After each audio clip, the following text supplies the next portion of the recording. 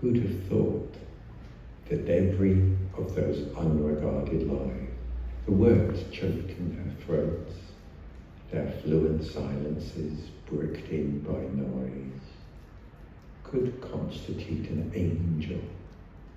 But look at the stress lines spreading through the concrete at your feet, cracks feathering, flexing, dust flakes crumbling as it rises, the crackling sound as it fills out its wings.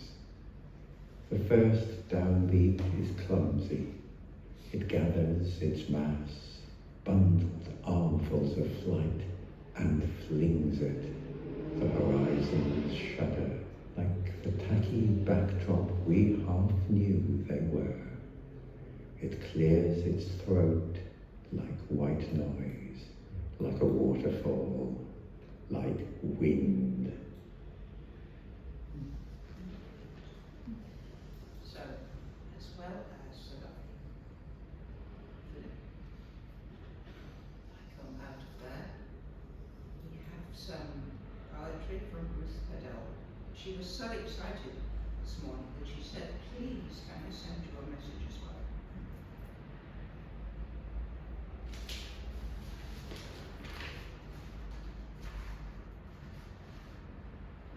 Ruth Sophia Adele is an award-winning British poet, novelist, and non-fiction writer known for her poetic explorations of migration, both animal and human, and her involvement with classical music, wildlife conservation, and Greece, both ancient and modern.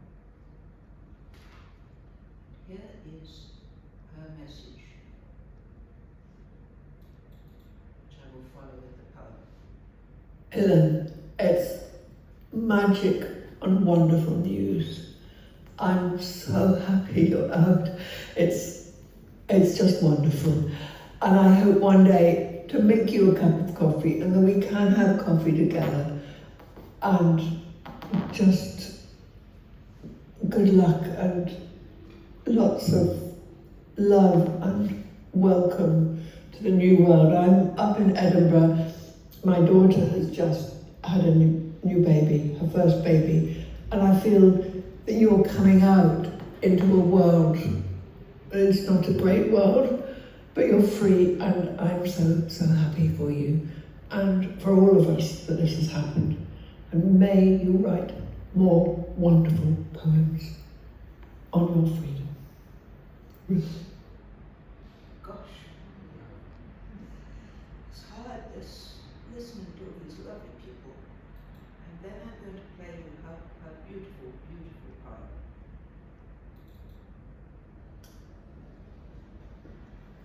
The pure, bright experiment of rain, for Ilhan. Awake in the dark and place bare feet on the worn kilim by the bed, which used to lie at the bottom of my granny's stairs, then later on her bathroom floor. She'd lift me out on it and wrap a towel around me. Or maybe not, as you say, in the blazing seas of childhood, we believe every story. Maybe it was a cork mat. I remember that too. Anyway, the carpet was there, and now here. I pad out in the dark to make coffee. I know there's a mouse somewhere in this empty house, but it's not going to run over my feet. In the silence, I wait for the water in a 1-cup vreki to make that rushing sound before it boils. Against the still black night, plants on our windowsill glow as they never do in the day. And I wish I could hand you this coffee, walk with you up your stairway into the heights of life, talk poetry together, laugh and stare out, safely out to what you call the pure, bright experiment of rain. Wow. Yeah,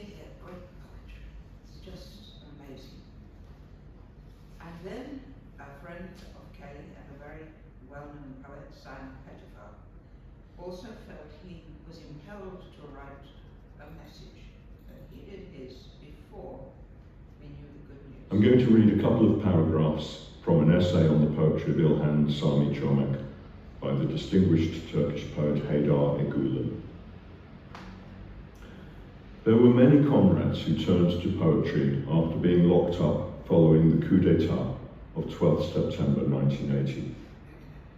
We read their work when it was published in magazines and books.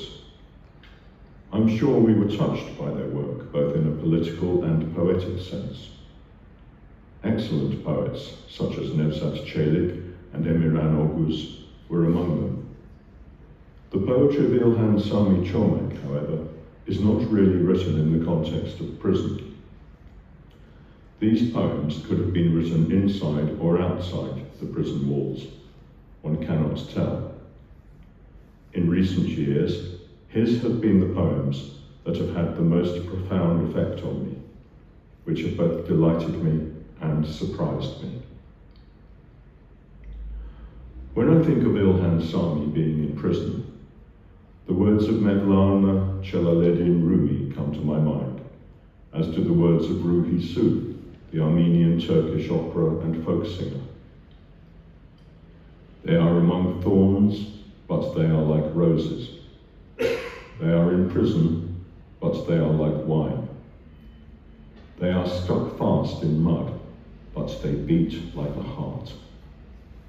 Night is around them, but they are like morning.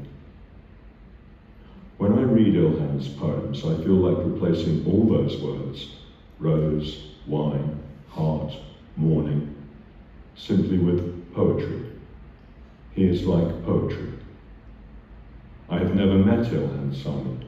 I've only seen one or two photographs of him in the newspapers. But when I read his poems, I realized that he had literally turned into poetry during his time in prison.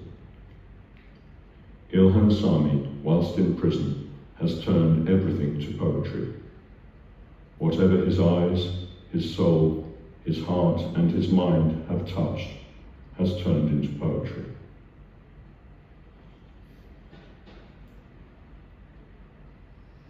I'll read the poem I wrote for Ilhan Sami Comak. It's called The Man Who Turned Himself into Poetry.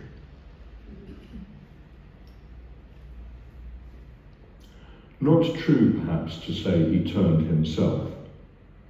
Rather that poetry seeped and glowed and leapt and flowed and raged and burned and ploughed and hoed through him till he became that which he loved.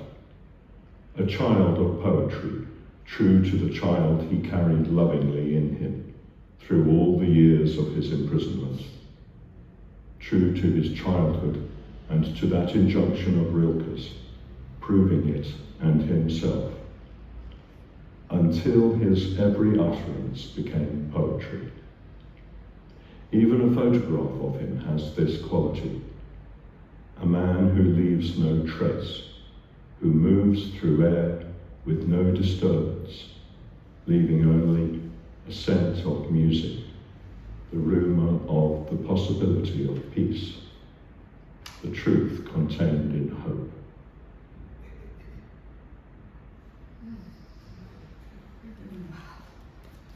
Thank you very much for listening to the recordings. I felt very moved by them, and I know the rest of you will have done. We are now going to leave the computer behind and turn back to the spoken word. And I've taken the liberty of including one extra poet this evening, because he comes from Turkey and he asks very nicely. Is Omer still here? Right, would you like to come and read your poem, and then we will finish with the people who are already in the things. Hello everyone. Thank you. I'm gonna read a poem by Nazım Hikmet, who, like Ilhan, served a long time in prison. I think 13 years in prison and the rest of 13 years in exile, and he died in Moscow in the USSR.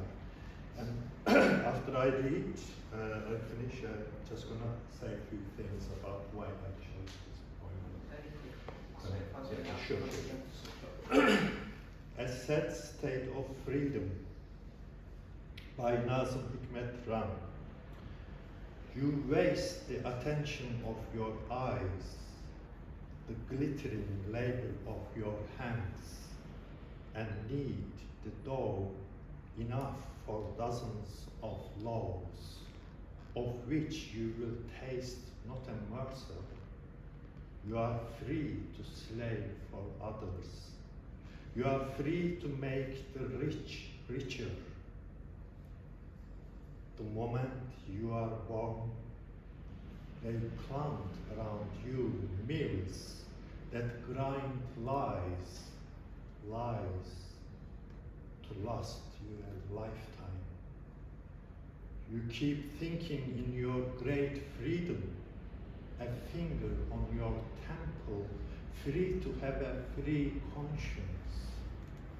Your head bent as if half cut from the nape, your arms long hanging, your saunter about in your great freedom.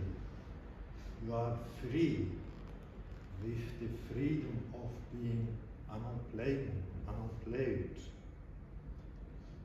You love your country as the nearest, most precious thing to you. But one day, for example, they may endorse it over to America. And you too, with your great freedom, you have the freedom to become an airbase. You may proclaim that one must live not as a tool, a number or a link, but as a human being. Then at once they handcuff your wrists. You are free to be arrested, imprisoned, and even hanged. There is neither an iron, wooden, or tulle curtain in your life. There is no need to choose freedom. You are free. But this kind of freedom is a sad affair under the stars. So that's the poem, and so why I chose this poem, like not only with contents, but what Ilhan said after he was being released, because he was in a kind of sad state of freedom, thinking about his friends, back in prison. And not only that either, because of what he said when the journalists,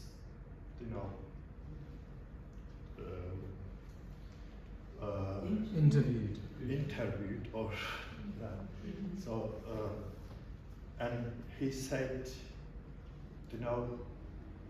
I am coming out of fabricated darkness into the real darkness. So I'm from Turkey because, like the country came to a stage, ironically, you are free in prison, more free in prison than outside. The whole country is an open prison. That is what he meant, So, and he was imagining that he will be released in the daytime because he wanted to see some lights, in his relatives' eyes and friends' eyes, But they released him at night, and he was like sad, but he graced said, this is okay as well, like. So, I'm sorry, I'm going to have to interrupt. yeah, that's why Waiting. I chose this Yeah, poem. to hear something, but thank you, Omer. That was actually terrific. Yeah.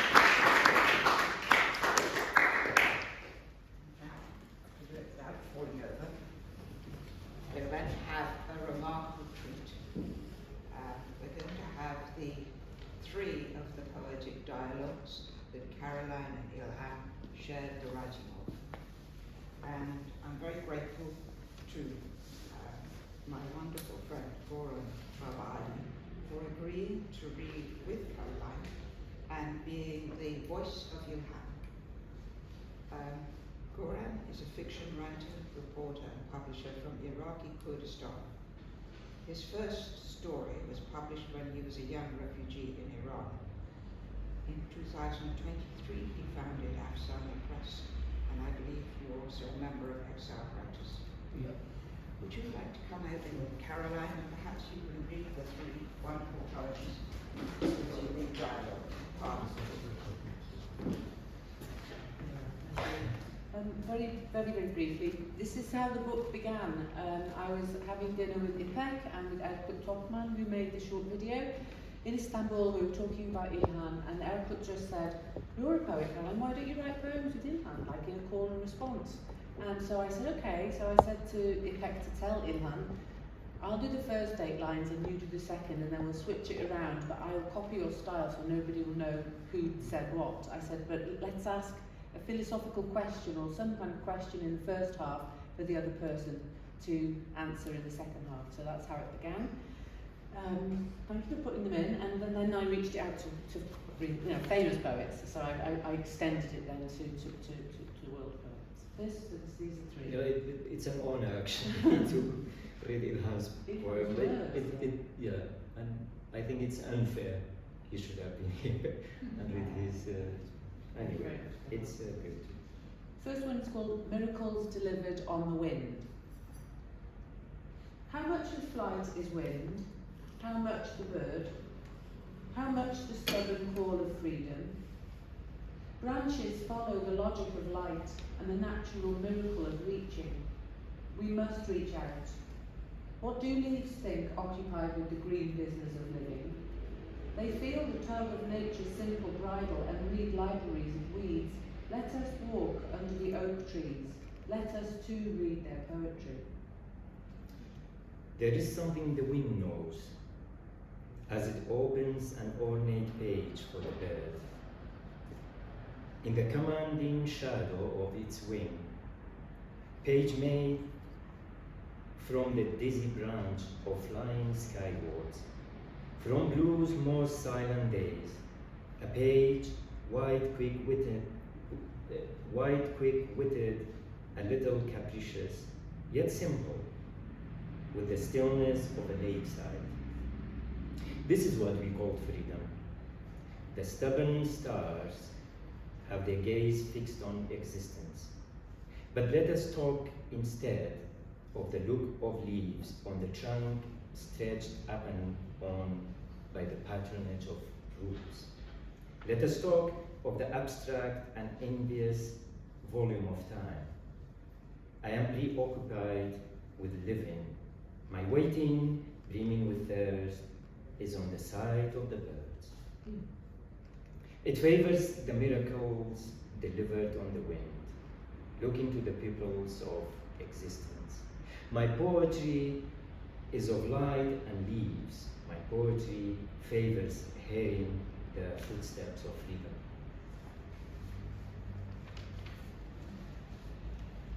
Incidents of joy. I entered your words like a storybook and got lost in the forest of meaning. I found the clearing steeped in sunshine, and there I saw your words in a spring pool. They swim like white fish, light particles, stretching to transparency. I swam in your poems and was renewed. To be with all and one is an instant revolution, bloodless, painless, a timeless transformation. You are so too, and so is poetry. Space is between us and art. In the endless meadows I feel constrained. There's a whole world in you, your view 4 walls. Is not the great world a cage for the closed-minded? I am purified by memories. With the kernel from the fruit I stole in childhood, I will knock down all the walls. Peaches, plums, and nectarines, many cherry. The original revolution began with love, with knowing the first wet taste of tears in my mouth. With the tenderness of how I miss my mother touching my forehead, my hair, my words have come out of the sun. Like a horse that parts the tide of crowds, like the wind swine drum behind the kite, and the unpassing sorrow of my sock when it steps in water. I multiply and renew time. I ride myself. The doveless days of no garden, the loops of season I can feel, the solitude that kiss fear. It is hopeless for you to say I love you. Your saying so is just an incidence of joy, solid patience of embracing desire. That which overflows belongs to all. My window looks out at a wall. The mind's fresh rose. Not our hands, but our minds reach out to you. Our thoughts seek you like migrating birds. A search party set out. They drank your words like spring water. Where will they find you? I told them, look in poetry's core. Filiality is a wave that touches the sand, its difference felt even when it has returned. Hand in hand they arrive, the small waves going as far as they can go. They gather together, those who don't know each other, those who love you, and in a Venn diagram we conceive, is you, is poetry, come at last, come. Sometimes I meet with the softness of migrating birds, with the care with which my friends touch flowers, those friends who embrace me with their senses. And where will they find me? Watch the clouds, please. Draw in as much as you can the scent of earth. See how the clouds weave with each other saucily. See the shining color of weeds at the foot of the fence. Sorry, this should be as a curse. See the shining color of weeds at the foot of the fence. And where will they find me? Deserts have their chanced philosophy, but let us love the rain. Sky is plain and blue, but let us love the dirt of earth. Darkness has beauty and is necessary, but let us love ascendancy of light. Chains may bear circles, but let us love the androgyny of law. They may find me in my sayings, this and that, in other things. Friends are the mind's fresh rose, the white rose, red rose, unfading and reaching out to me. I lighten. And where will they find me? In poetry. In those things within and left out of my poetry. In human warmth, which is everlasting.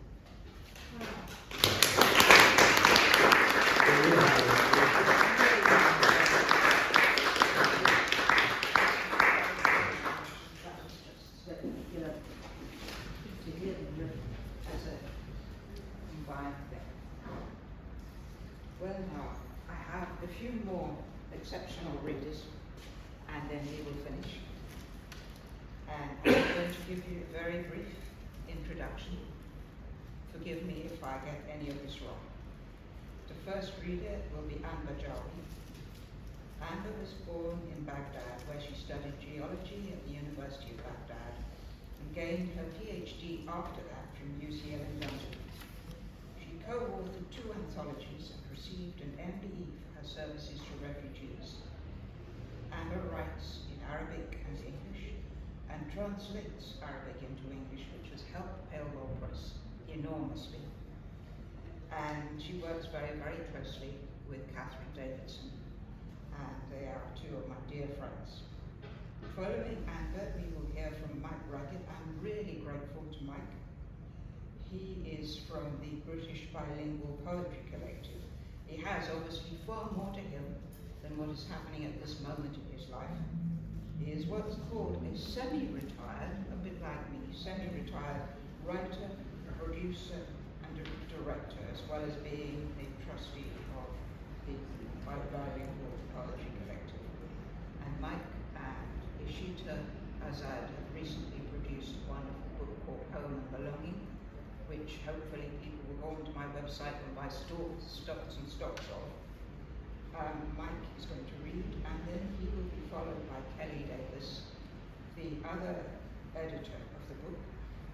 Kelly is a freelance editor and poet living in West Cumbria. He took her 9 hours to get here yesterday. She co-authored Glory Days with Kerry Derbyshire, and her first collection of her own, The Lost Art of Ironing, appeared in 2024. Kelly will be reading her letter from Ilhan and her poem. And I'm going to take a chance to finish off with a poem by Theo Dorgan, which I really like in the book. So let us start with Amber Jarvi.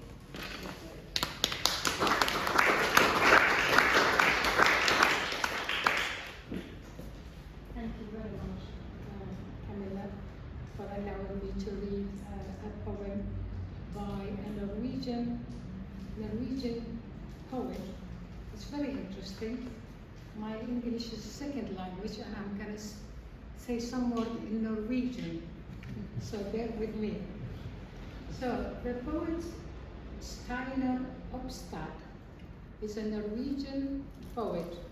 He made his literary debut in 1996 with the poetry collection Wood, which earned him Tairi Visas, I don't know the other words, what is it?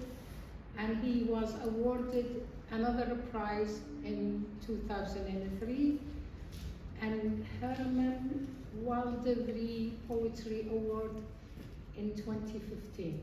So I managed. Thank you. His poet, he used some of the words that is being written by Ilhan, and it was in italic, but if you will read it, then you will see when he used, the words like Ilhan. Waiting time, autumn. We don't see the prisoner, not in any season. The prisoner is invisible like the soul. The prisoner is the soul, and as long as the prisoner exists, no one is free. As long as the prisoner exists, the soul is only pieces, without a root, without a home, without a human being. And still I'm free and fortunate. Still I have all visible beauty, like the autumn flowers and the glowing leaves. The garden is full of perennials that rot and smell sweet, and the berries of the rowan trees light up the grove, and under the reading lamp at night, the rivers overflow the map, and the poem you wrote in your cell is becoming a more open house in my house. You, in your cell, is the autumn's clear thought, or alive, lived as one thought, one longing, one vision. Wow. Thank you.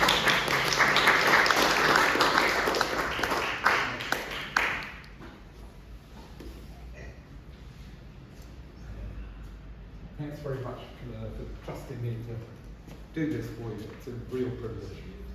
I'm going to read a poem by Liz McManus, who's a novelist and poet and member of Irish Pen. She's former deputy leader of the Labour Party, was a columnist for the Sunday Tribune, and was the winner of the Hennessy Short Story Award and many other literary prizes. So quite a pedigree for Ilhan. Each day, walking beside the sea, I think of what it means to be unfree. A winter sea can terrorise the shore and put at risk the trawlerman and sailor. Their choice is stark. They must be brave until the sea settles again, wave on wave. In a Turkish prison, you are braver still. Long years have failed to break your will. Inside you, a secret place survives, the cosmos where your poetry thrives.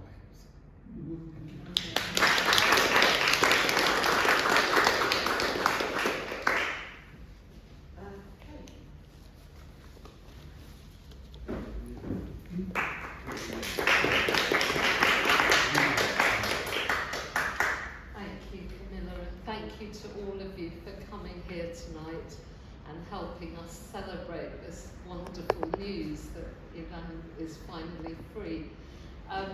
I heard about Ilhan through my friend Michael Barron about 4 years ago. I went to the reading in Covent Garden and I was very moved by what I heard. And at the end they said, please send Ilhan a postcard. Here's a pile of postcards. So I picked one up and wrote a quick message, just saying, please don't give up hope, we're all thinking of you, and sent it off. And months later, I got a reply.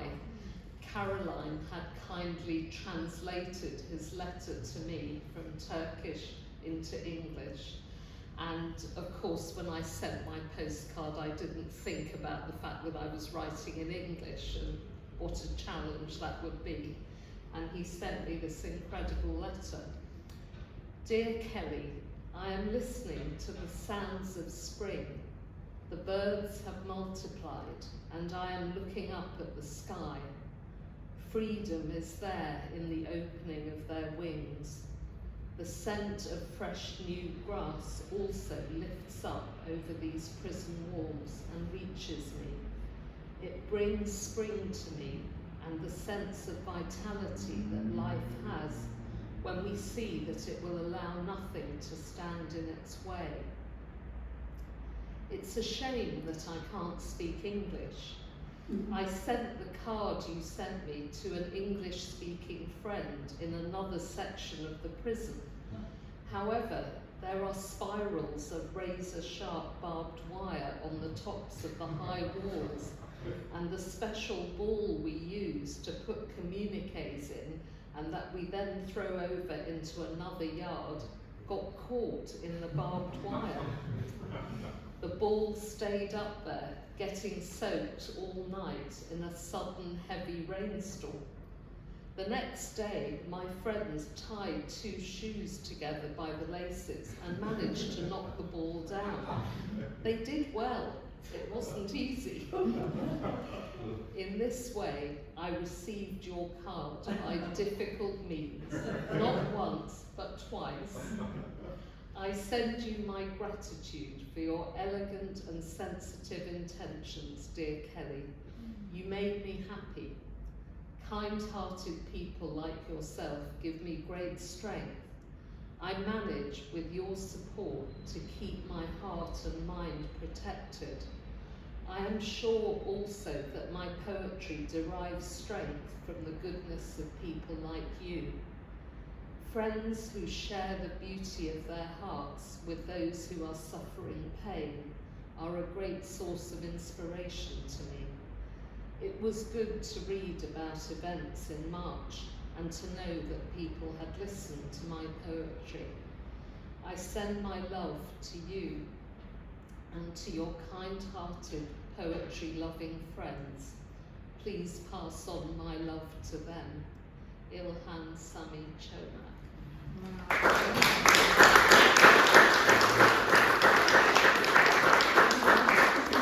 So, having received that letter, I promised myself if I ever got a chance to do anything to help Ilhan in his situation, of course I would do it. So I was so proud to help with editing this anthology. And So we're closing in 10 minutes. Yes. I'm just going to read the short poem I wrote for him, which was based on a letter of his that he wrote in January 2020. Sometimes he dreams. Sometimes he dreams of his mother's pomegranate smile, of himself as a wide-eyed boy listening to folk tales, watching shadows flicker on the wall behind the stove. He remembers how they all used to sit in the warm glow, hugging their knees while the wind howled outside. They felt safe then, hearing those tales of heroes fighting monsters, killing villains. In his prison cell, he tries to stay asleep. He wants to put his arms round that boy, stop him walking into the future. Wow.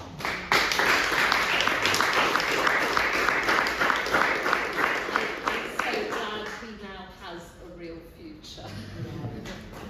Thank you. I'm going to finish very quickly, and then Goran has something he wants to share with you while we're clearing up. We have to be out of here in a few minutes. This is what turned out to be my favourite poem in the collection, and my goodness, it was difficult to choose.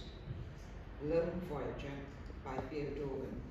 And Theo is a poet, non-fiction writer, novelist, editor, documentary screenwriter, essayist, librettist, and translator from Ireland. An Irish pen had a lot to do with supporting Ilhan. Lone Voyager. The boat pulls on through the night, steady and sure. I lash the helm and go below, light up the GPS. On Google Earth, I have found the exact coordinates of the prison, the exact distance from the point on the rolling bosom of the water. I move the cursor and mark the bearing. On deck again, with a handheld compass, I orient myself as the foresail cracks and fills. From some deep chamber of the heart, I mount a blessing on my breath and bounce it off the moon.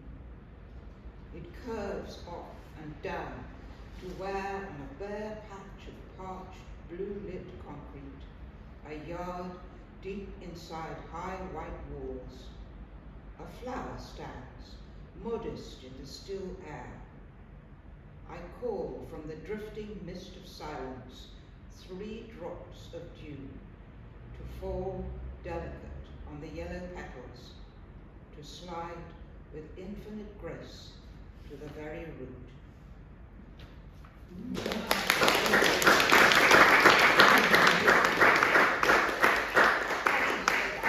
not one of mine, but my goodness, what an experience this has been. Thank you all for coming and for sharing in looking after Ilhan, and aren't we lucky to have you out at last? Brilliant. Thank you all. Thank you, Caroline. Take 1 minute of your time. 1 minute. She mentioned Afsana Press. So far we have only published novels, but we just published our first poetry anthology for Iranian and Afghan women poets, which is an ode or in memory of the Mahsa Amini, who was killed in Iran, and the Women Life Freedom Movement. So the book is out 2 days ago, but we're gonna launch it on 17th of January in the Kensington Central Library. So we would love to see you, hopefully. And so here are the flyers. Just take it so that you don't forget. Thank you. Thank you very much.